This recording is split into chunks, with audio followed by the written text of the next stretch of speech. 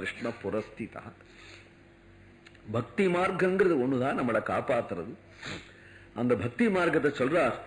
கங்கா கீதா ச காயத்ரி அபிஜ துளசிகா கோபிகா சந்தனந்தது சாளகிராமாபி பூஜா பரபுருஷ ததா ஏகாதசி நாம வர்ணா ஏதான்யஷ்டாப்யயத்னான்யதி கலி சமயே தத்பிரசாத பிரபுத்யா க்ஷிப்ரம் முக்தி பிரதானீத்யபிதது அபிதது ரிஷயः தேஷு மாம் சஜ்ஜயேத.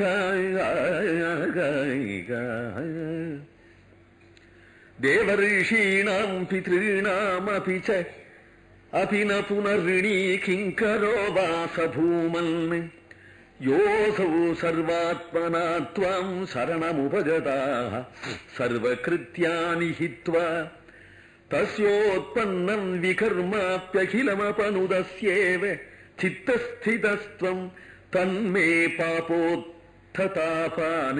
பவனபுரபதே ருந்தி பக்திம் பிரணீயாக. கலியுகத்துல பக்தி மார்க்கம் தாங்கிற பாகவத தர்மம். இந்த பாகவத தர்மத்தை சொல்றார். கங்கா கீதா காயத்ரி துளசிகா கோபிகா சந்தனம் சாலக்கிராமாதி பூஜா ஏகாதசி விரதம் நாம சங்கீர்த்தம், இதெல்லாம் பாகவத தர்மம்.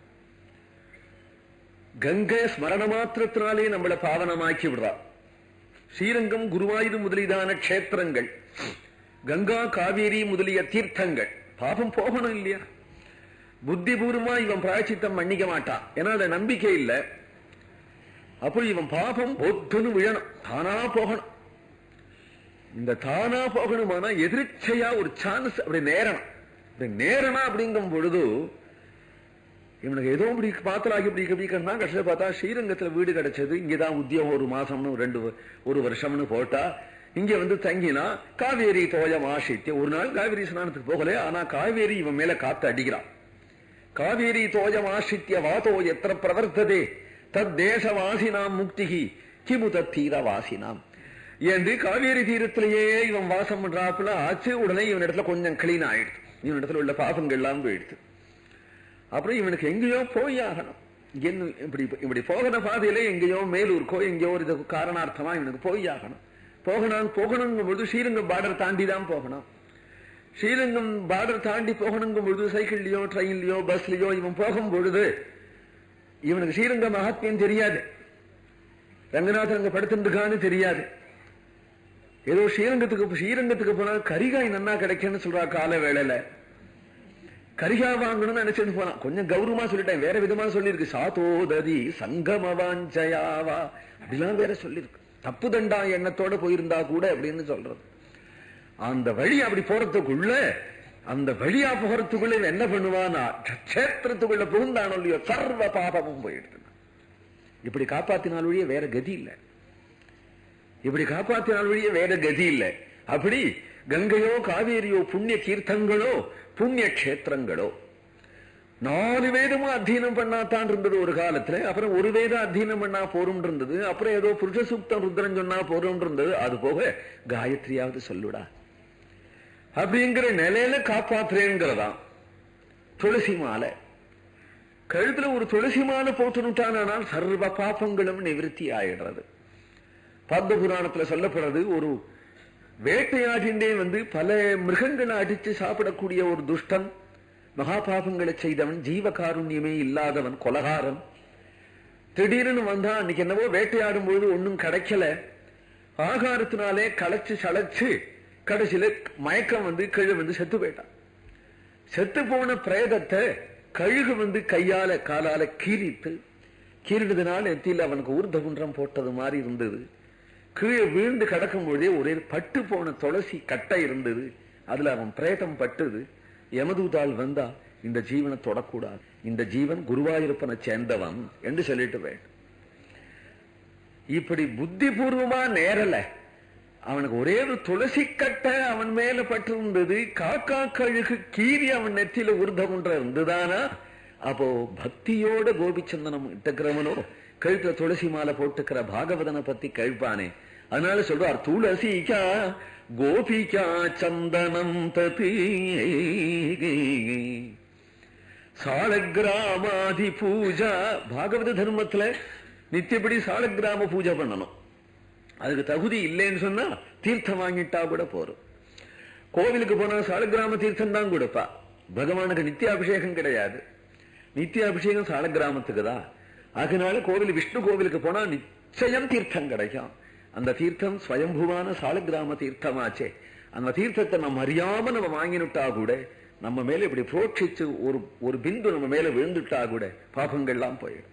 சாலக்கிராமாதி பூஜா பரபுருஷ ததா ஏகாதசி. அம்பரீஷன் ருக்குமாங்கதன் இவளாரும் ஸ்ரத்தாபக்தியோட ஏகாதசி விரதம் இருந்தா. அது போகட்டும், எங்கேயோ போயிட்டான். சந்தியில போய் நின்னா பரிசு கட்டு போயிடுத்து, திருட்டு போயிடுத்து, பொறுத்தியாரும் கொடுப்பாரு இல்லை. ஆகினாலே அன்னை பூரா பட்னி கிடந்தா. அன்னைக்கு அப்புறம் பஞ்சாங்கத்தை பார்த்தா ஏகாதசி. அப்படி இவனுக்கு நேர்ந்துட்டா கூட இவன் ஏகாதசி விரதம் இருந்தான் அப்படின்னு பகவான் காப்பாத்தி விடுவனா. அப்ப இதுக்கெல்லாம் கூட, இப்ப சொன்னதுக்கெல்லாம் கூட தகுதி வேணும்னா என்ன? கங்கா அப்படின்னு சொன்னாலே கங்கா ஸ்நானம் கிடைக்கணுமே. கீதா அப்படின்னாலும் அந்த கீதையை பாராயணம் பண்ற சக்தி வேணுமே. காயத்ரினாலும் அதுக்கு தகுதி வேணுமே. துளசி மாலை போட்டுக்கணும்னாலும் வெக்கப்படாம போட்டுக்கணுமே. கோபிகா சந்தனம் இட்டுக்கணும்னாலும் வெக்கப்படாம இட்டுக்கணுமே. சாலக்கிராமாதி பூஜானாலும் ஒரு புருஷ சூக்தமாவது தெரியணுமே. ஏகாதசினாலும் பட்னி கிடக்கிறதுக்கு பரிசாவது கெட்டு போகணுமே. ஆகினாலே ஏதாவது ஒரு யோக்கியதை இருந்தாதான் அவனுக்கு அதெல்லாம் சம்பவிக்கும். கடைசி எல்லாத்தையும் விட்டுட்டு கடைசியில சொல்றார், இதுலயும் கரையேறாத ஜீவன் இருக்க முடியாது. எதுனால் சாங்கேத்தியம் பாரிகாசியம் வா ஸ்தோபம் ஹேளனமேவா வைகுண்ட நாம கிரகணம் அசேஷாக கரம் விது. யாரோ தன் தோலாந்துருத்தியா அவனுக்கு நாராயணன்னு பெயர். அதனால நாராயணா ஹே நாராயணா ஹே நாராயணான்னு அவனை கூப்பிடுற வியாஜத்திலேயோ பரிகாசமாவோ கேலியாவோ கூட. ஏன்னா அவனா அவன் சாப்பாட்டுராமன்னா சாப்பாட்டுராமன்னு கேள்வி பண்ணும் பொழுது ராமசப்தம் கொடுத்து ராமான்னு சொல்லிட்டான். அவன் அவன் அவன் போண்டி ஆயிட்டார். கடை சொன்னாரு, என்ன கடையா? கோவிந்தா கோவிந்தா என்று கேலியாகவோ எப்படி சொல்லிட்டாலும் கூட பகவன் நாமம் உன்னுடைய பாவத்தை போஷிக்க விடும். அப்படிங்கிறதுதான் பாகவத தர்மம். அதனாலே நாம வரணா. கிருஷ்ணா குருவாயூரப்பா, எனக்கு அதுல எல்லாம் ஆசைய கூட.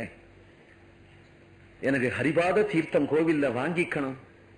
குருவாயூர்ல வந்து கிருஷ்ண தரிசனம் பண்ணணும். கழுத்த துளசிமணி மாலை போட்டுக்கணும். நெத்தில ஊர்த குன்றா அணியணும். வாயார ஸ்ரீகிருஷ்ண கோவிந்த ஹரே முராரே ஹேநாத நாராயண வாசுதேவா என்று ஒரு நாமத்தை லட்சிய விட்டு வாயார சொல்லணும். இப்படி பக்தி மார்க்கத்துல போகிற விஷயத்துல எனக்கு வெட்கமே கூடா. நான் ஆசையாக அந்த பக்தி மார்க்கத்துல போகும்படியாக எனக்கு நீ அனுகிரகம்